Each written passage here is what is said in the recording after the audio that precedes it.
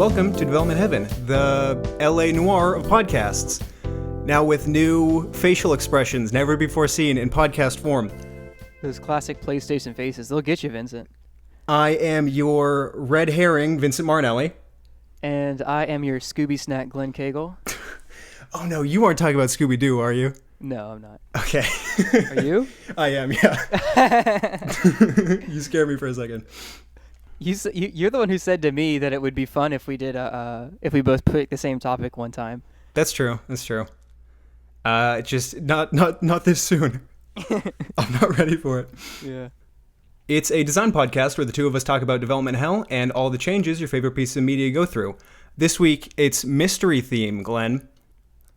But first, as always, time to decide who goes first. Yeah? Who's going first? I don't know. It's a mystery, Vincent. Oh, I walked into that. You ever play that game Mastermind? No. Is it like Clue? No, it's not like Clue. Okay. We could have done... Is there a way we could have done like a Clue thing? Listen, Glenn, here's the thing. Mystery isn't really my genre, and I think I can attribute that to the fact that I never have even ever played Clue.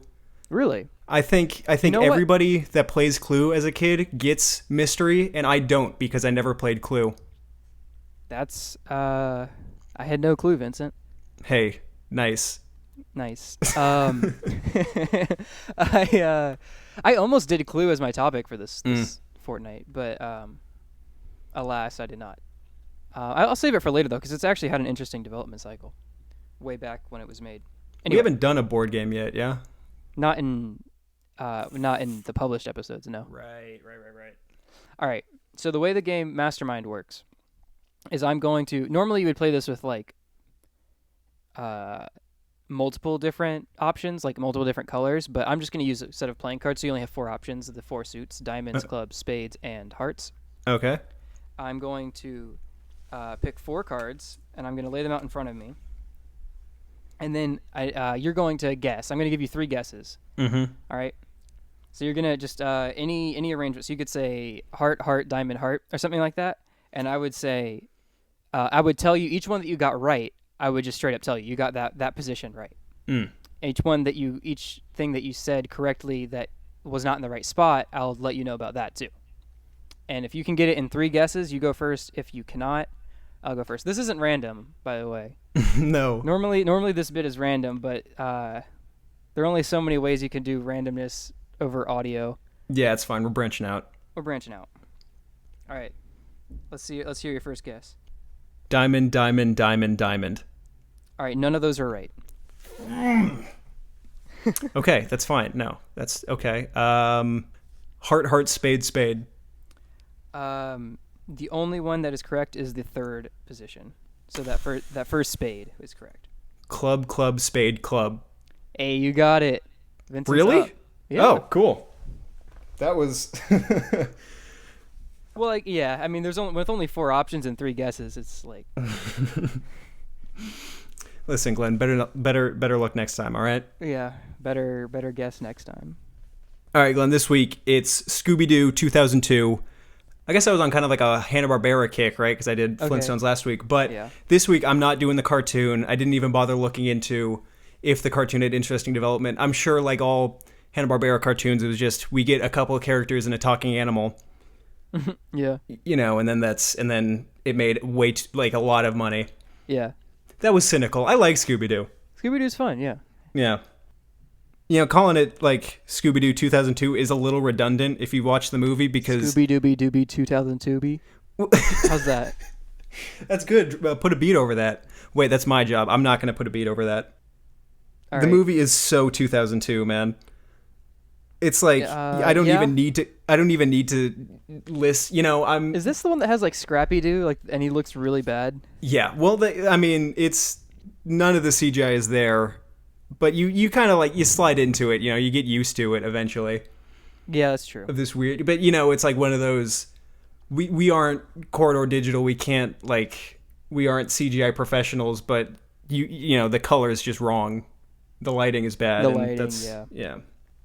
All right. For this movie specifically, the development of it started in the 90s. So not a huge period. Obviously, people want to make a movie out of Scooby-Doo because it's so profitable. Mm-hmm.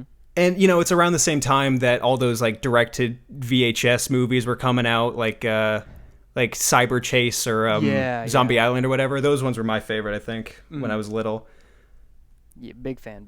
Yeah, Zombie Island scared me. Anyway, so I have... There are a couple of things we know about that original 90s treatment that they were planning, and they, like I said, if the movie itself is very much a direct reflection of the year 2002, this original spec script was a direct sort of facsimile of the 90s, where they wanted Jim Carrey to play Shaggy. Oh, of course. They wanted like Kevin Smith to direct or at least write it. So it's 90s across the... Oh, also, who else was it? Oh yeah, Shaggy. Jim Carrey didn't want to be Shaggy at some point, so they also looked at Mike Myers. Yeah, baby. Okay, yeah. Gotta get him. That's yeah, okay. They didn't do any of that. The director they eventually got was a guy named Raja Gosnell. At the time, he ended up doing like all those Smurfs movies, and like Beverly Hills Chihuahua, right? So it's movies that are like kids adaptations that are half live action. There are entirely too many of those, right? Yes, absolutely. Just make them animated, or don't do them. Anyway, that's not even a hot take. That's hot on cold. That's yeah, that's almost cold on cold, because we've talked about how much we prefer animation. It's true. At the time, the guy would have been known for Home Alone 3, so I have to assume that's why they attached him on board. But the interesting thing I feel about the treatment that was done for the 2002 movie is that the script was written by James Gunn of Guardians of the Galaxy fame. Right. Not yet at that point, though. No, but I think at the time he had done mostly like schlocky little horror movies, like indie stuff. So I can definitely see the connection why they would put him on board. It kind of seems like a good fit. He's also really good at writing like movies with like a washed out group of misfits, That's who like grow to like thing. love each other as a family. It's totally his thing. Huh. The script that he had originally written was supposed to be like a PG-13 aimed at adults and teens movie. It had a darker, more satirical tone.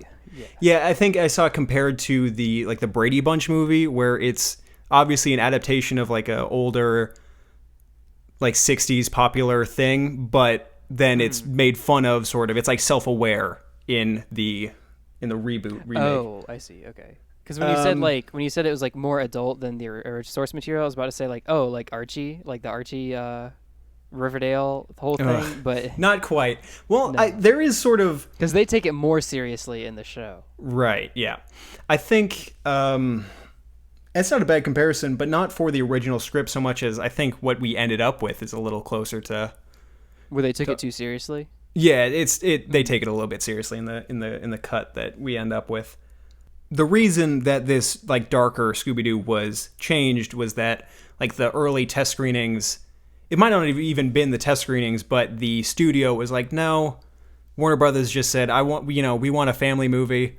Kids love Scooby-Doo, so get rid of all of your interesting bits and give us more, cringe. What was the guy? Sugar Ray. Put more Sugar Ray in the movie. Who is it? Wait, what? Sugar Ray was like a... well, I know who he is. I didn't know he was in the movie. Oh, he's totally in the movie. As like, echoes of the 90s. He does like an MTV-style music video like halfway through the movie. And like Freddie Prinze Jr. is there dancing in a tank top. Yeah. Apparently, okay, this is I can actually link this back to Development Heaven. They originally wanted that to be Weezer. They're going to halt the progress of the movie to a dead stop to do a full Weezer segment. That's I'd be down. That's all I have to say about that. Shame they didn't. But thank God Sugar Ray's there, though. Yeah, he kind of saved it, if we're being honest. That guy's a national treasure. He does like, those, what are they, the cameos? Oh yeah, where you can like pay them $5 to say any line. He recently did a whole, I think it was Sugar Ray, where he like does his whole niche in Cameo is breaking up with people's boyfriends or something. Yeah. I've seen that one. I've also seen You're Fired by Sugar Ray. Yeah. It's a video, like an old video that like halted his like kind of interrupted his career for a while, where somebody like while he was, it was like paparazzi or whatever flocking him, where he's like trying to get to his car or whatever, and somebody called him Sugar Gay, and he like punched the dude. He, like flips out. Yeah. And it only helped his career. Yeah. All right. That's enough about Sugar Ray, please. No, enough is never enough. No, I've had it. I've had my limit. I've had my daily intake of Sugar Ray. Any more, and you'll go, and your pancreas will cease to produce insulin.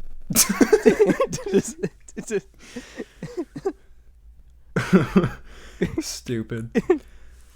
But besides the Sugar Ray, besides the Weezer bit, there were a handful of other changes that were made during development to make the movie more family friendly. So that is what this episode, for me, my segment will be mostly about. First and foremost among those, Shaggy, they had to edit out like a lot of weed jokes. Yeah. There were like so many cool weed jokes where Shaggy's like smoking a blunt or whatever. Mm-hmm. And like, man. Yeah. So they ended up like all but 2 were maybe cut out. Because they had to do some. There's the joke where like they're like the first time it ever shows them, it opens with a shot outside their the mystery machine. And there's like smoke, and the smoke's coming out the top. Yeah, and but they're burning some pancakes. Yeah, I think the only other one, he has like a love interest named Mary Jane. Ah, there you go. And he goes like, "That's my favorite name." Cool. Like Scoob. Like, So Shaggy was a stoner. That got cut. Velma was gay, so that's interesting. Yeah, I heard about that recently. In the original cut, I think James Gunn only recently talked about it, but the original script had like Velma have a female love interest, you know, and it was a whole subplot. Eventually, so what he says is the studio, like each revision, they would alter it slightly and like sanitize it, so it's like, oh, it's ambiguous, and then eventually all scenes with that subplot were just completely edited out.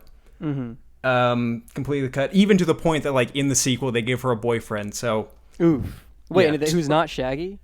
No. That's so weird. I was gonna comment on the fact that like if they did make Velma gay, they'd have to cut out the whole like thing between her and Shaggy. But they did that anyway, and then that's not in the first movie. That is it? I don't know if it's in the first movie, but it's in the show. Right, in that Mystery Incorporated, the newer one. That's another thing I was going to talk about. There was like a 2007 Scooby-Doo series called Mystery Incorporated. So they didn't cut that. That wasn't a thing until later.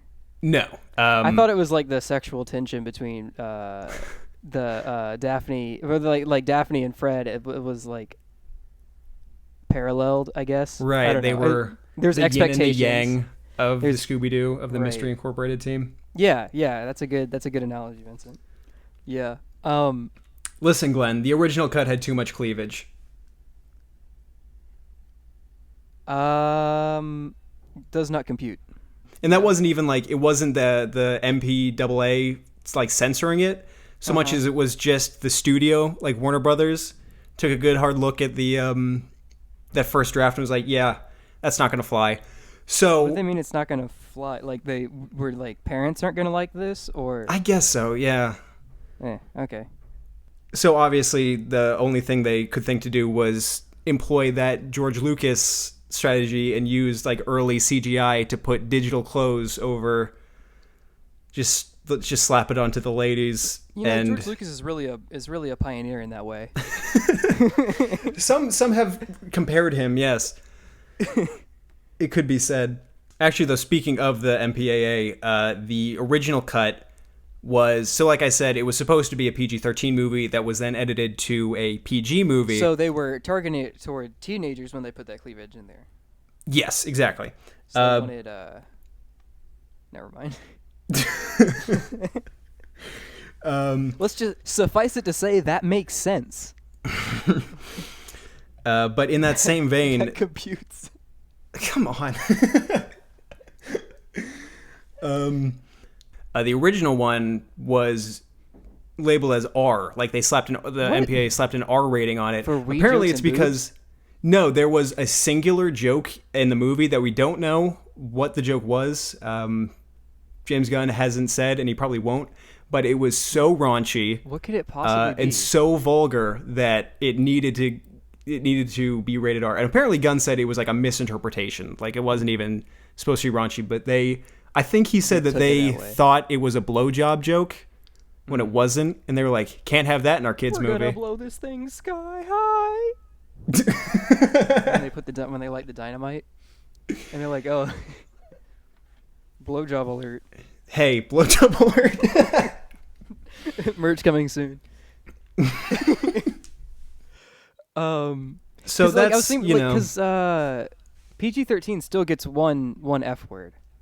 Yes. So it wasn't. But it no like blowjob jokes. Nah, it was the sexual, the strong sexual innuendos, the odors, the musk, the situations. The musk coming off of that scene was too much. It was like the Cats movie where they edited out all the buttholes. Did they really? I'm sure. Why were there buttholes there in the first place? It's a good question. They put the buttholes on, and then they had to delete that entire layer. So same thing. Scooby had a massive schlong. They just had to. That's a lie. Snap. I'm lying. I will not be spreading false information. I hope that's the one thing you don't take from this episode, is that Scooby originally had a massive, just a big fat peen. Scooby may not have had a big fat peen, but Velma and Daphne both had large breasts. And you know what was interesting is that the CGI on his dick was really good. Like, they clearly spent a lot of time getting the lighting right that they didn't even bother on the rest of the model. No, I'm totally kidding. Long and bad bit. It is bad. I'm totally joking. Oh, okay. It got so long and bad. Like Scooby's dick, except just kidding, it was really good. They put somebody on it, and I guess he just worked overtime because he really just did it. So that's it for censorship, I think. That was the main stuff that was cut for, sex reasons. I shouldn't say. No, sex reasons. You had it right. Sex reasons, Sex reasons. Sex reasons. Cool. Blowjob reasons. Cool stoner. Just like smoking that kush, just blowing fat clouds, because that was in the original cut. Shaggy took a fat rip off a bong, and he was like. And he was like, "Hey, Scoob." Man. But besides that, there are other things that were changed in the movie that had nothing to do with that. It was just like stuff for time or for varying reasons. So somebody above me just like fell. It was like really loud. Rip. I hope they're okay. Yeah, me too. There is an alternate opening for the movie that you could find all on YouTube, and it's animated, so it looks like classic Scooby-Doo, but it's like really well done. Huh. And I believe it was just cut for time, but it like made a really good opening, I think, like way better than the one they went with. So, not for censorship for so the much same as story, like the plot would have been the same. Yeah, totally. You know what it did? It was the movie opens with one of those, like, it does the names appear on the screen, like the cast and producers and director or whatever, but it does it in like Scooby Oozy green font, Yeah. And then it goes into that factory and it starts that whole beginning with like the Luna ghost. I know a lot about this movie. I've seen it many times. But it's they're like on the job, like and it's like before they'd broken up. Right. But originally it was like an animated intro, and it's like a reggae. I remember it being like a reggae version of the Scooby-Doo theme. Okay. So maybe that's part of why it was cut, is because most of the stoner stuff was cut. But it was really well animated. Like, it clearly took a lot of time, and it leads into the exact same factory opening. So it was they just did it different.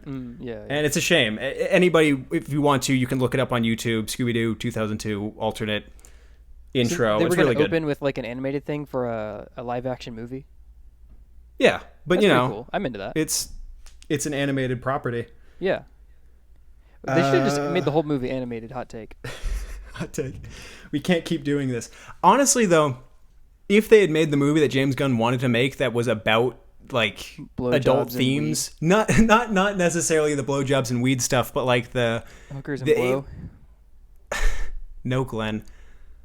Like the satirical sort of like parodying the idea of Scooby-Doo as like a teen comedy. Like that would have been a lot more interesting than what we got, you know. So if that's what they had done, it would have been good. And the casting is really good, in my opinion.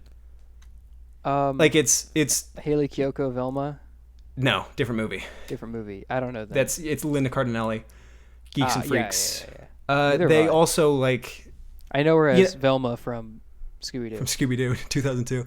But like the thing that was interesting about the casting, Freddie Prinze Jr. and Sarah Michelle Gellar as Freddie and Daphne, and actually at the time those two were a couple.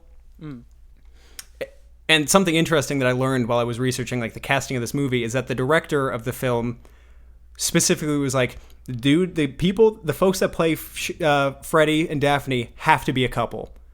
What? I don't know why he did that, because they aren't dating.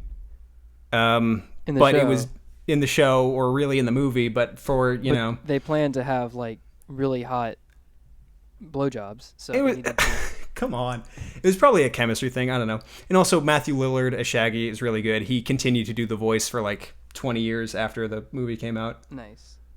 Speaking of casting, though, here's one thing that this is sort of my final thing that I thought was really interesting. Rowan Atkinson is the villain in the movie. Wait, he's really? also Mr. Bean. Mr. Bean is the villain? Yeah. He's the guy that's like, at the end, it's revealed that he was a robot controlled by Scrappy-Doo. Oh, yeah. You remember this, yeah? Apparently, in the original script, it was Tim Curry, friend of the show, Tim Curry, was going to be the villain. And Tim Curry's like worked on Scooby-Doo properties before. Like he was in The Witch's Ghost as the villain. Mm-hmm. That was another one of those 90s straight to he's like VHS. He usually plays like a goofy kind of villain character. He plays the perfect villain in everything he's ever done. Yeah. He was going to be Mr. I don't remember the guy's name. Mr. I own a cool, edgy grunge theme park. It's called like Spooky Island. Okay. Remember that? Yeah. Remember? It's a really good. Yeah. It is, isn't it? Huh. And we were just okay with it? Yeah, you know. Hey, apparently, Vincent, you wouldn't get this, but he was the villain in the 1985 Clue. Yes, that's true. More Tim Curry connections. There you go. It all came full circle. So the reason, though, that he isn't in the movie, you know, he's a fan of Scooby-Doo. He likes the property. The reason he didn't want to do the movie is because Scrappy-Doo was in it. Really? He said apparently he was like all signed on, ready to go, and then he was like, I have learned a dog inside of me. No way. Well, so this is, I don't know how big a fan of Scooby-Doo you are. This is a test. Real fans of Scooby-Doo absolutely hate Scrappy. Yeah, I mean that's understandable. Are you aware of this? There's like a whole thing about I wasn't like aware of it, but it makes sense. A lot of people credit Scrappy-Doo for like ruining the original Hanna-Barbera series. I didn't even know he was in it. Yeah, they like introduced him later on, and I'm sure it was like the same reason you introduce any new character was like, oh, this formula's getting a little stale. Let's inject some fresh blood into it. But people just hate it. Formulaic. Yeah, it's totally. But I think it became even more noticeable with Scrappy because he says the exact same things every single time. You know? Yeah, the voice actor only had to come into work once. Yeah, totally. Well, and then eventually, like. There was some pushback against him, and so they went like, okay, it's fine. We get it. So we're going to make like 3 Scrappy-Doos. Okay, it's not your thing. We get it. The next series totally cut out all of like Fred and Daphne and Velma, and then did like Shaggy, Scooby, and like 3 Scrappies. Oh, gross. Like they really leaned into it. It's not your thing. Here, take 3 more. Trust us. No, trust us. We know what's good for you. You like Scrappy. You just don't know it yet. Yeah. That's there's a word for that. Oh yeah? This is a bad joke. Abandoned ship. Move on.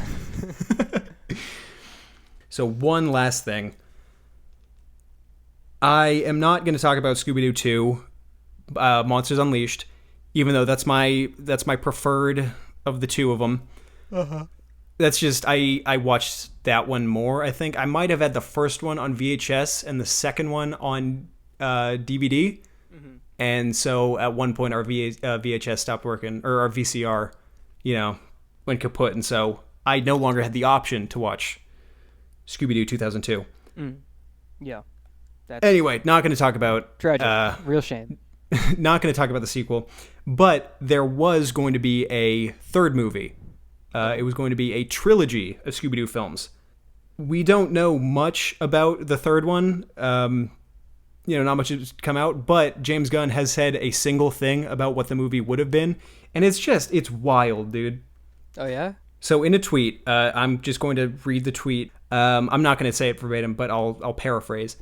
The Mystery Inc. gang are hired by a town in Scotland who complain that they're being plagued with monsters, but it's revealed in the movie that these monsters are actually victims of Scooby and Shaggy, and then they have to come to terms with their own prejudices and narrow belief system. Who's they? Scooby and Shaggy. The Mystery Inc. gang have to... I don't know. I guess they have to... monsters aren't really monsters. Everyone just thinks they are? Like I said, not much is known about it. Besides this poorly worded tweet, but my understanding is that thanks, James.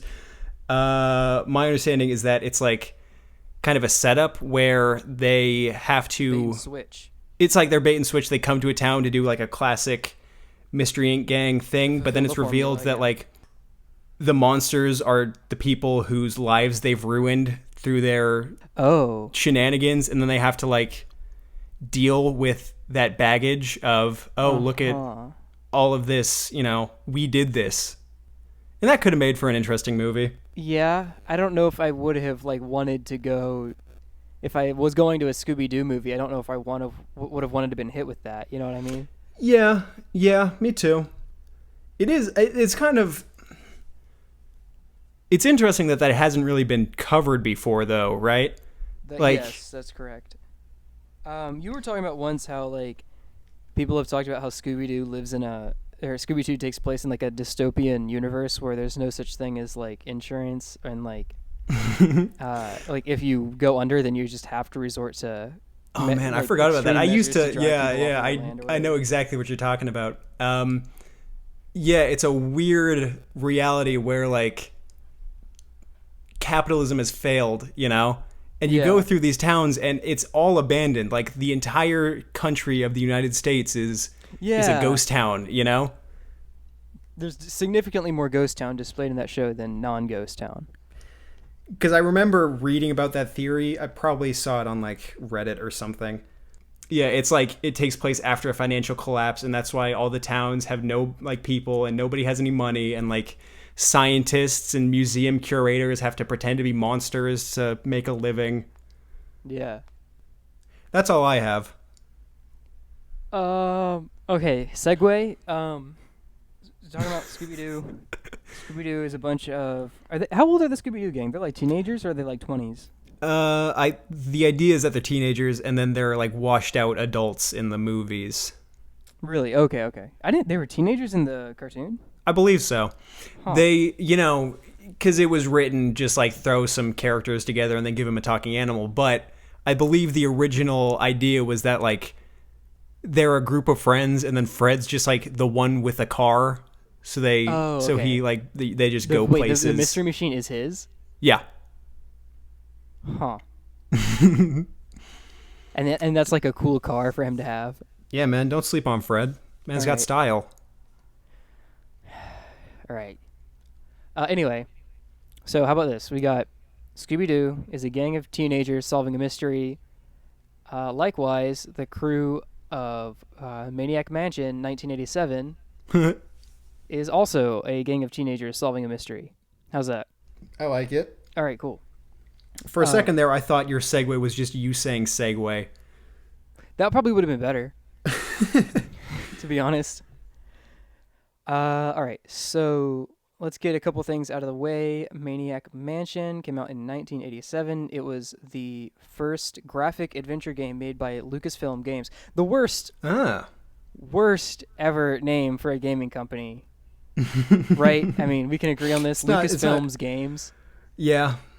So it's a mouthful. No surprise why they later changed it to LucasArts. They combined Skywalker Sound and something else and made LucasArts. Right. Anyway.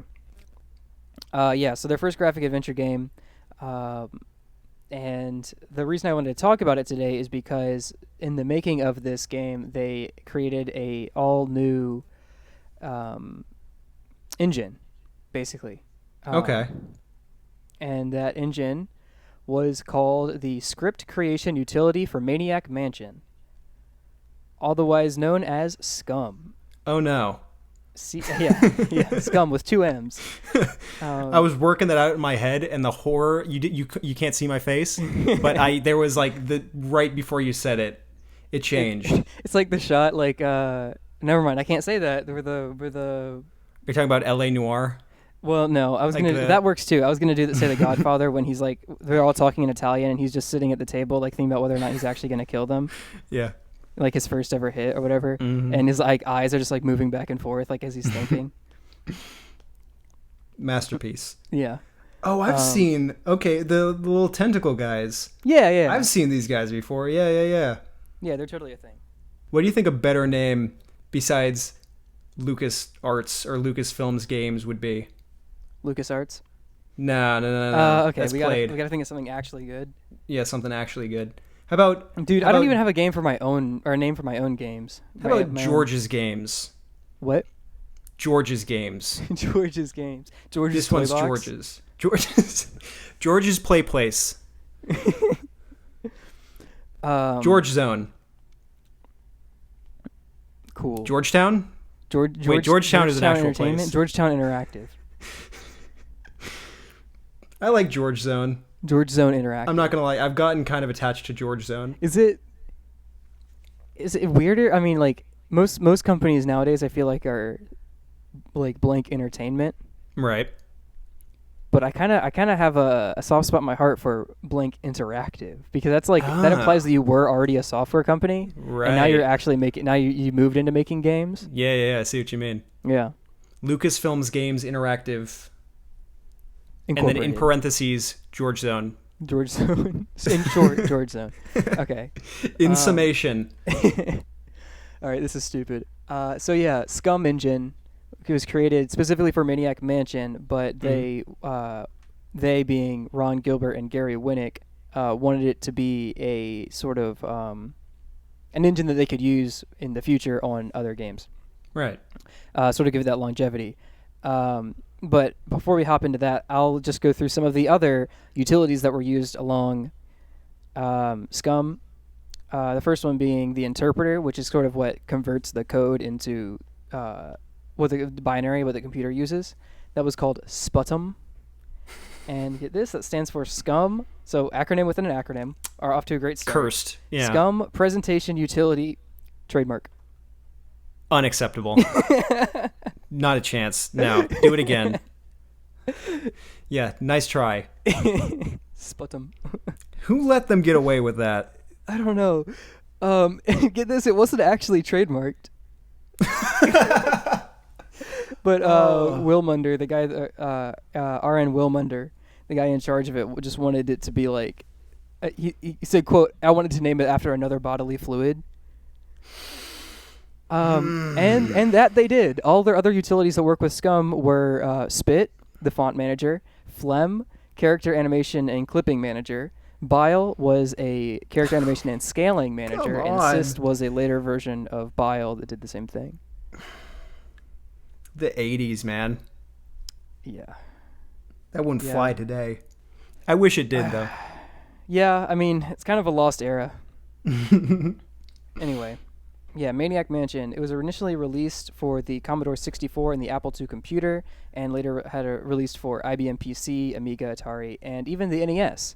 However, that was rife with strife. Because cool. Nintendo America thought the game was inappropriate for children.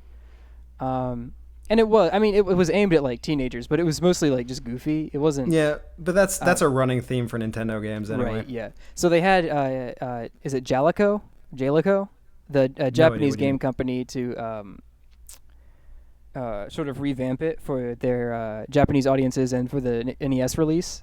Oh, so they like botched it. And and it sucks. Right. The rooms are all smaller, which part of the thing. But one of the great like steps that they made with this engine was the ability to have rooms that were super large and you could scroll from one end to the other, which was actually kind of hard to do back then, just because of like memory constraints and things like that. And so they just shrunk it down so all of the rooms were on one. You could see the whole room at once. There's no scrolling needed. The characters were all redesigned to be like this sort of like big head, small body, chibi looking thing. They're all the background. Another thing that children can't handle proportionality. No, they cannot. Another thing that the SCUMM engine had allowed them to do was to have things going on in the background while the main game still occurs in the foreground. Okay. And they tossed that. Jalico did. Don't need it. Don't need it. Who needs it? And probably the most egregious of all, they got rid of the saving feature. There's no more saving the game. Instead, they reverted to the older password systems. Password system, and their password was over 100 characters long. No, it wasn't. It was.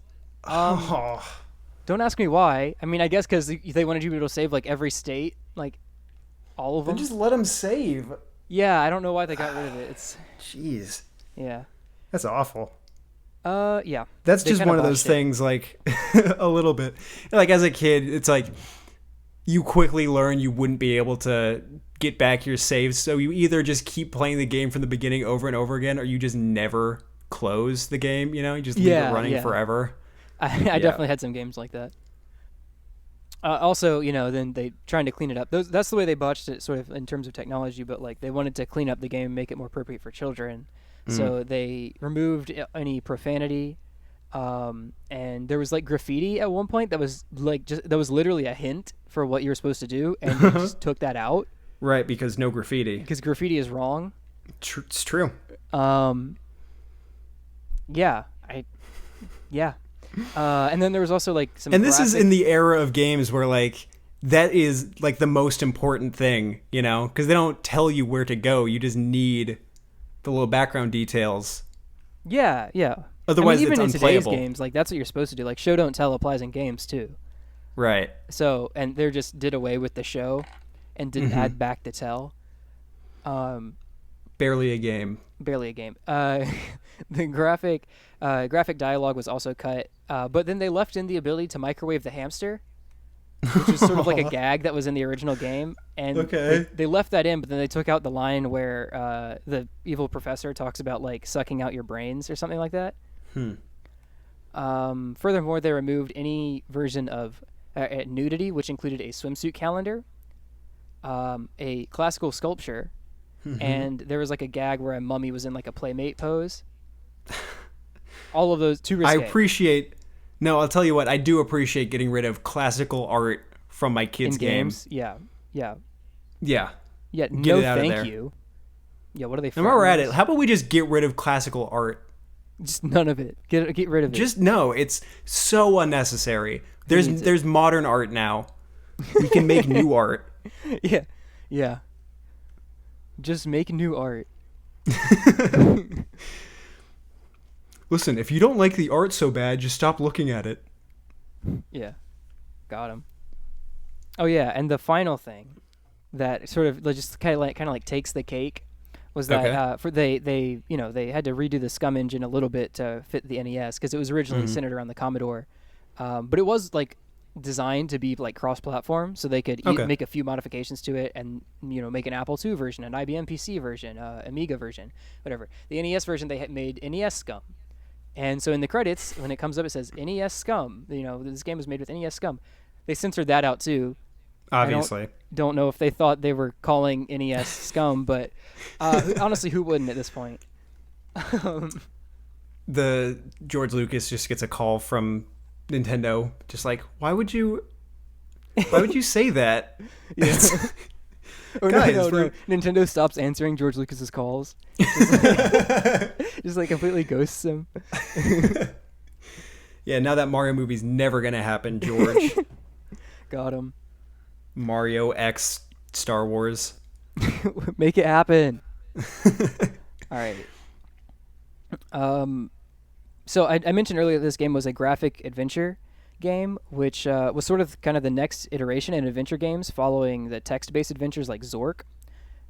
Was Maniac Mansion the first one that LucasFilms or LucasArts did? Because I know they continued to do a lot of those following. Yeah, it was the first one. Scum was made for Maniac Mansion. Okay, gotcha. Yeah. It's in the name. So if we wanna hop in our time machine, we don't actually have to get in the time machine or the clicker, but if you just wanna like take my hand and imagine you're back in 1970 something. Cool. And you're Gary Gygax, and you write an interactive Lord of the Rings fanfic. Sure. And call it Dungeons and Dragons, and it gets super I think popular. about this frequently. Yeah. And then it's only natural, after that, a whole bunch of other paper and pencil adventure games come about using all their different systems. So with the existence of these things, by the time the 80s come around and computers start ending up in people's homes, how'd that get there? It's only natural for people to start trying to like convert their favorite paper and pencil adventure game into like a computer game. Right. Okay. And so we end up with these text-based adventures. And I know you hate those. Not my favorite, but I wouldn't say I hate them. They kind of don't put words in my mouth. With Zork, which had like sort of one of the, I don't know, maybe there were better ones, but that one always stands out in my mind as having like some of the best like text parsing and most human language. Okay. The problem you get with a lot of them is this sort of like, there's like a Venn diagram with no middle, where on one side you have what's called like syntax guessing, where it's too complex. Like, you type push button and press button, like how do you know which one to do? Yeah. Or like, is it use key in door or use key on door? Stuff like that. Totally. And so on the other end, you have where instead of trying to make it where the machine is parsing out full sentences, you just parse out single words or just 2-word commands, like action, noun, like verb, noun, like that's it. And then you're limiting yourself. Like you can only have one NPC on screen at a time or in the scene at a time, because if I said give key to Vincent, well, I mean, if I'm sticking with that, verb noun schema that I mentioned, then I would just have to say give key. And if I had multiple NPCs in the room, how do I know who I'm giving it to? Yeah, I know. I see what you mean. So you're constantly either too complex or not complex enough. There's no like good middle ground. In fact, some games even took this a little bit too far. And indie games often do this, where there's like an easy way to make something challenging. They just like take it to the extreme. Okay. And in that era was no different. It was called like syntax quests. I would say nowadays it's like key hunts, where there's like, you have to find a key to unlock this door, and in that door you find the key to unlock the next door. And it's not always a key. It might be like some other, like you find the bucket of water to put out the fire, and then you find the whatever else, the hedge trimmers to trim away the hedge or whatever. Each thing unlocks another thing, and it's just this whole chain. Well, back then they kind of did the same thing, but it was the syntax quests were the bane of adventure games, in that most of the game's content was guessing the right syntax. Yeah. Yeah, and it's bad needless to say, gameplay. not the most entertaining. Required a very niche audience, right, to enjoy that. Nerds. You can say nerds. I can say nerds, but I won't. Right. Anyway, so the way that Scum kind of solved this was by including a list. So you just have a straight up list of 16 words on the screen to pick from. 16 verbs. You click one of them, then it gives you a list of like however many nouns, and you pick one. Direct object nouns. All right. You never have to type in any commands, which is pretty nice. Big it's step like a in multiple the right choice direction. test. Later, this was adapted to this like verb wheel concept, which whenever you mouse over an interactable object, the wheel would appear around your mouse, and it had like eyes, hands, and mouth. So like if you would click the eyes if you wanted to look at something, hands if you wanted to pick it up or press a button or something, and the mouth would be to like talk to, inhale, eat, whatever. I mean, that's basically still what like Skyrim does. Yeah. So you can kind of see that gradual evolution from fully text-based to graphics with having to still type your commands, like King's Quest, and then Scum games where they you no longer have to type. You select out of a list, and then eventually to the graphical tone wheel or verb wheel or whatever it's called. So another major step that Scum made, aside from the controls, was in the gameplay and the plot. This was one of the first games to include a non-linear plot, in which at the start of the game you pick 2 out of 6 possible characters to accompany the main protag, Dave Miller. Oh. So you got a total of 3 characters in the house at a time. Each character has different abilities, and if one dies, you have to replace them with one of your yet unselected characters. Okay. And I think you only get a game over if all 6 die. I mean, that's like way ahead of its time. Yeah. And there's like 5 different endings based on who you chose first, who survives, and what you managed to accomplish during the course of the game. So that's pretty cool. Take that, Undertale. Don't say that. No, they'll come for us. They probably will come for us. Yeah, I like Undertale. But the problem with branching paths is that if you have a branch, then half of your audience is going to, or all of your audience is only going to play half your game. You know what I mean? Unless they play through the game twice and look at the other branch. There's that replayability, huh? Hopefully. There's that longevity. But the problem that the branches. Yeah, tell me. Maybe it's more replayable, but the branches made the game take so long that Ron Gilbert actually almost got fired because this game was just like dragging on. But they spent like a year of that time making Scum Engine, which is like I don't know. To me, that seems like really, really good to be able to make an entire engine in a year. Maybe it wasn't that complex back then. I don't know. But they also included maybe just nobody knew what they were doing back then. Yeah. Yeah, so anyway, the theme for this game, we've talked a lot about the gameplay itself, but the theme for this game was based around like B horror movie cliches. Oh, I love that. For instance, like teenagers, they go into a house, they get killed off one by one, and never once do they think about leaving. So the story of this game was so good, in fact, that they eventually made a TV show about it in 1990. Okay, I saw that while I was Googling. I don't know anything about the TV show. It was made in Canada. There you go. It was made in Canada. So you got my seal of approval, eh? But get this, the titular mansion of Maniac Mansion was based off of the main house at the Skywalker Ranch. So yeah, the creators of the game just, hung out at one of old Georgie's, what is it, like guest houses on his Skywalker Ranch, and just mapped out his whole house. And so the reason they were even at Skywalker Ranch mapping this house is because they had already designed the game theme-wise before they had decided on a gameplay genre. Which I don't want to get into this because it's not what I wanted to talk about today. But game genres are stupid.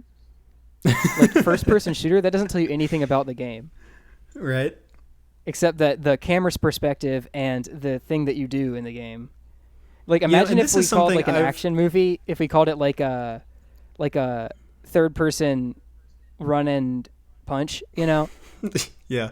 So yeah, they had this whole like game planned out on how it was going to work and everything, and the theme, and like they even developed this like paper and pencil game, knowing that they were going to eventually turn it into a video game. They just didn't know how the video game was going to play out, like whether it was going to be like a point-and-click adventure or like a right. Like I guess Legends of Zelda had already come out, so they could have made it like that. But yeah, apparently the map that they made for this paper and pencil game looked so cool that they just included it as a poster in the final game, which is just kind of self-congratulatory, I guess. Yeah. These guys were not shy to do that sort of thing. They'll pat themselves on the back at every turn. Look, I drew this. Anyway. Oh, it's so nice. Let's put it up on the game fridge. Yeah. I don't know. We'll get more into that in a minute, but okay. So, they're just sitting around at Skywalker Ranch mapping out George's house, for their game. They don't really know what the game's going to be like, but they know it's going to be fun. And they decided to take a break where they, over Christmas, they go and visit their relatives. And Ron Gilbert, one of the creators, saw his cousin playing King's Quest, Quest for the Crown, on his little computer. And I've mentioned that before. It's an adventure game by Sierra Online, which was it was a graphic adventure game, one of the first ones, but you would you still had to enter your commands in a command line. And Gilbert just saw it and he was like, "Whoa, that's so cool. That's like taking the he was a big avid fan of text-based adventures, but he kind of knew they were passé at this point since computers had graphics now. And so he was thinking like, he saw that and he was thinking, oh, we can do something like that, but better. So, unlike us, Gilbert played through the whole game so he would be fully knowledgeable about it the next time he saw Winnick, the other producer. Okay. But he, and in doing so, he got familiar with the genre and how, these sort of games worked and developed the idea of the list of the menu, that you pick from. Anyway, early adventure games, especially those by Sierra, were very punishing. For instance, you could be punished for following everyday logic. Like in one game, there was a shard of glass on the ground, and if you pick it up, you just cut yourself and die. That's choose your own adventure novels. Just like COYOA novels, they would, they could kill you for just doing anything. And David Fox, one of the designers of the game, described this as very sadistic. And he was like, obviously, I know that in real life I can pick up a shard of glass and not die. So not just die. I'm just going to apply that to this game. I would hope so, yeah. Mm-hmm. And so, this sort of aversion to death, it's hard to die. There's multiple plot lines, nonlinear storytelling. All of that put together sort of led to a challenge with eliminating no-win scenarios, and they didn't even get them all. Basically, it was entirely possible to get to a state where you haven't game overed, but you can't complete the game either. Ew. Yeah. And they, this happened so often that they were tempted to just ditch the whole idea of the multiple endings altogether and just go with one character. But they didn't. They stuck it through to the end, and even in the release version, it's still possible to do that. They only had one playtester for this entire game. Okay. So a lot of the dead ends were just never even caught. They're just kind of there. Oh, great. Uh-huh. To get a little bit more variety of perspective, Gilbert actually mailed his uncle a copy of the game every week. He sent his uncle the latest build on a floppy disk. Probably his least favorite uncle. I don't know. I mean, it's a pretty important job. You're 50% of their entire playtesting division. That's true. You know what? That's true. Anyway, all right. Let's talk Scum. Let's talk programming. I always want to talk Scum. I'm ready. Me too, bro. Ron Gilbert, when he started programming this, he actually started programming it in assembly, which is basically one step up from machine code, one step up from literal binary. But he very quickly decided that the game was too complex to do it that way. So he decided he would make an engine for it, a custom engine that could easily be reused for future games. And reused it was. Scum was later used for more than one game a year. They're not the early 90s, that period, 1990 to actually up to 1997. Lucasfilm's games was releasing faster than a game a year. Which is pretty impressive if you ask me. Yeah, assembly line.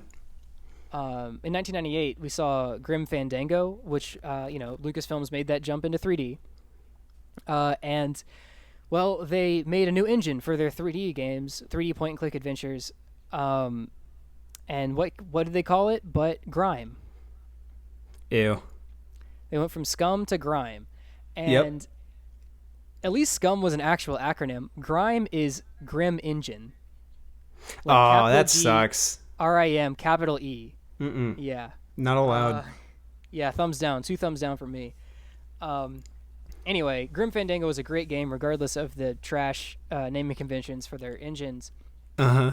But LucasArts officially ended their adventure game era in 2006 after dismissing most of the designers that worked on their graphic adventure games. Oh, so, yeah, I remember hearing about that. Yeah, they just had like a purge of all those boys. Shameful. Rip in peace to them. Anyway. Yeah. All right, I've got a couple fun facts that I want to go through with you. Love it. Gotta have it. So new hires in at LucasArts games, Lucasfilms games, we're always put through this 2-week training course called the Scum University, and they were referred to as it never scumlets. Gets better. I figured at some. Wait, what did you say? Scumlets. They were referred to as scumlets while attending this Scum University. Oh, come on. Yeah, I figured I would get used to it at some point. I didn't. Yeah, honestly. It got worse every time. They really just couldn't get enough of their own joke. I mean, Maniac Mansion, in there's like they mentioned a band called Razor and the Scumettes. Mm. Yeah. The Secret of Monkey Island. I'm sure they thought they were being clever. The Secret of Monkey Island has a bar called clever for the 90s. Scum Bar, which what? Yeah, it was clever for the 90s. I guess, yeah. This one actually isn't that bad. In Monkey Island, there's a bar called the Scum Bar, which later becomes the Lua Bar, following a hostile takeover in Escape from Monkey Island, which was made using Lua. So a later game made using a different engine, they had their bar, taken over, and the name changed to Lua, which is acceptable comedy, I guess. Mm-hmm. Yes, that is objectively funny. Also, in Secret of Monkey Island, the scum with 2 M's is listed as one of the ingredients of grog. They give you a recipe to make grog, and scum is one of the ingredients. So, good on them, I guess.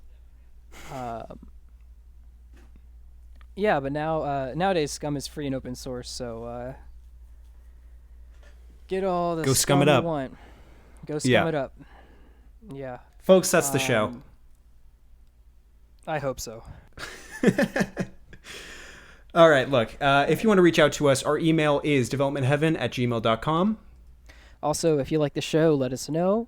You can do so via Twitter at DevHevPod or by joining our Discord, where you can, we're very active there, so, Glenn, you did our intro music. That song is Bird. It's on SoundCloud, which we have linked down below in the description.